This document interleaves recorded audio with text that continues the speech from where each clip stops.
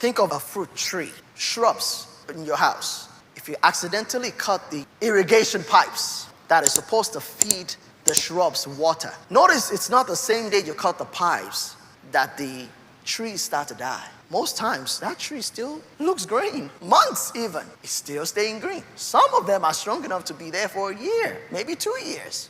Stays green, but one day, it's going to show you signs. It starts to turn yellow. And if care is not taken, what happens? It dies altogether.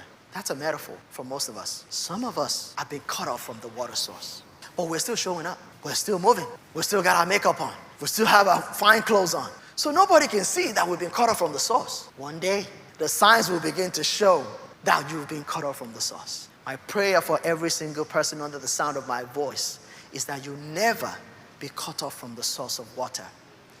Your water is the living water that is provided by God Himself. He's the only one that can give you that.